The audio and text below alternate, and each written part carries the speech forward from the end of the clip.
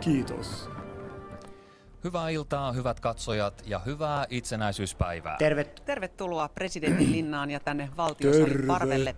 Tässä salissa presidentti Niinistö ja rouva Haukio ottavat vastaan illan vieraat ja ovet avautuvat, aloittavat itse oikeutetusti kättelyn. Ja nyt kaikki alkaa olla valmista.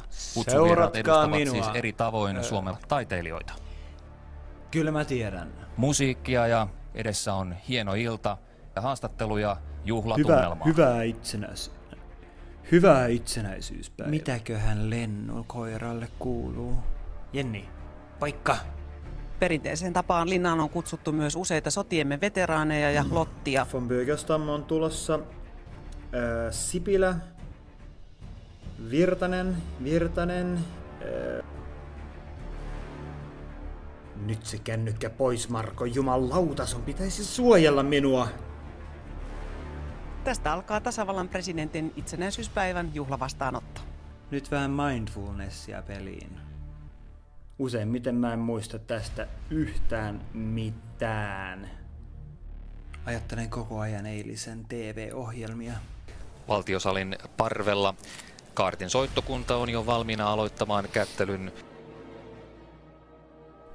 Onko hammasmarkkinoille ilmaantunut hämäriä asemia, jotka lupaavat halvalla vähän liikaa?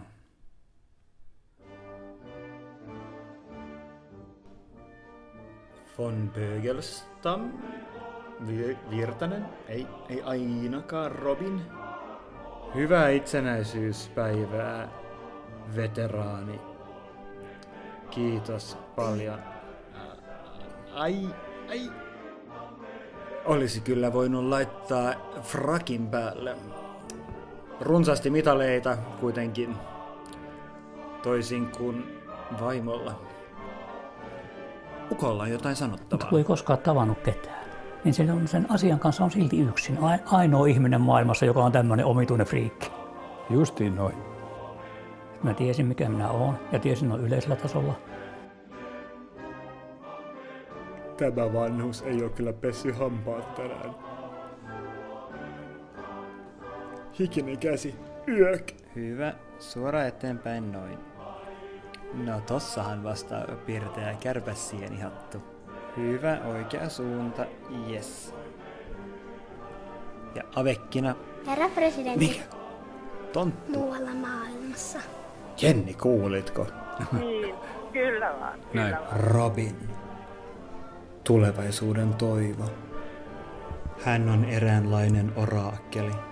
Hän se on. Onkohan hänellä jotain viestiä minulle? Mistä tulee? Että hän ei nauti tästä mistään. Joo, kiitoksia. Te osutte varmasti ytimeen. Hän kuolee pian. Voi kiitoksia. Onko teillä jotain terveisiä, mitä te haluaisitte lähettää? Oraakkeli, snoraakkeli. Mitä noi kattopäät täällä tekevät? Pitäisi varmaan kertoa heille, että tämä on yksityistilaisuus. On käynyt niin, että... Pitäisikö heittää ne pihalle? Kiitos, kun tulitte. Kiitos paljon. En uskalla. Ja katto pään päälle, kun se on niin vierasta jo. Sanoiko kattopää ääneen?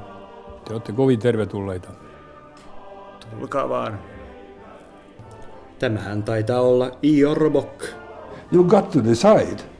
Tämä on Suomen ainoa mies, joka pystyy nuolemaan oman kullinsa. Se on kadehdittava. Kyllä se hyvä olo tulee sieltä ihan muistuttamattakin. Nämä eivät ole pukeutuneet pyjamakseen. Ne ovat ulkomaalaisia. Tämä taitaa olla Palestiinan pääsiäispupu. Erittäin tärkeä vieras. Suomen presidentti Tarja Halonen. Ihanaa, kun tulit avuksi. Minähän olen myös presidentti. Nyt on hyvä aika paikata. Kiitos, kun tulitte. Kiitos paljon. Kiitos paljon. Kiitos. Ette kai vaan satu olemaan jääkiekkosukua. Kiitos paljon. No kiitos kovasti. No nyt on rento fiilis. Tämähän meni aivan loistavasti. Jatkoille siitä. Tasavallan presidentti.